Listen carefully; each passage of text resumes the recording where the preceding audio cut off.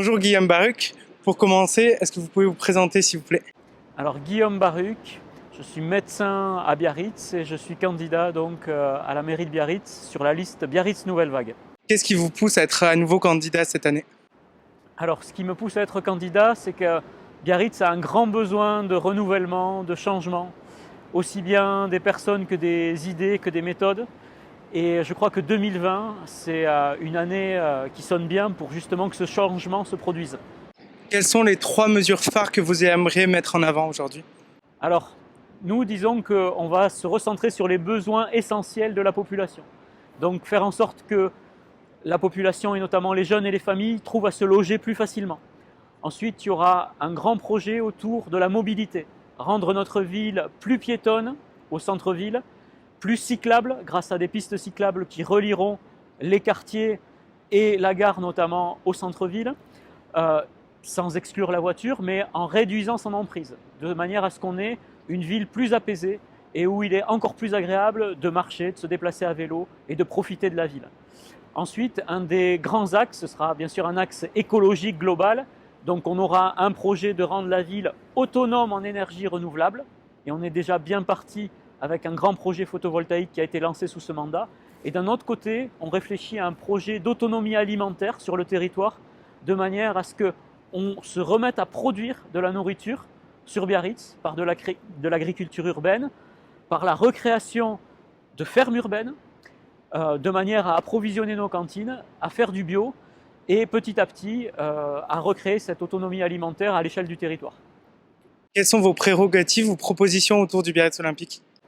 Alors le Biarritz Olympique, tout d'abord, je voudrais dire que je tiens profondément à ce club car c'est mon arrière-grand-père grand maternel qui a été l'un de ses cofondateurs à l'époque où le Biarritz Olympique était la fusion des 2 clubs de la ville. Le club, on va dire, ouvrier et le club, entre guillemets, bourgeois, qui avait fusionné à l'époque. Donc c'était une fusion Biarro-Biarrotte. Et donc moi j'ai toujours été attaché à ce club, j'ai suivi le club dans ses grandes victoires. Et donc je tiens au Biarritz Olympique et je serai de mon vivant un opposant fervent à toute idée de fusion avec notre voisin bayonnais. Le Biarritz Olympique doit rester le Biarritz Olympique, ça c'est la base. Ensuite, on sait aujourd'hui que notre club a besoin d'un grand projet de stade, déjà pour être au top au niveau des infrastructures, mais surtout pour donner une autonomie financière à ce club qui, à l'heure actuelle, n'a pas suffisamment de ressources pour équilibrer ses comptes année après année. Donc, le projet Aguilera, j'en suis depuis le début un défenseur. Maintenant, reste la question du montage financier. Et là-dessus, moi, je demande à ce qu'on pose les choses, que la ville garde la main et en tout cas le regard sur ce qui va se faire, parce qu'il y a quand même des terrains qui sont la propriété de la ville et sur lesquels on peut faire du logement.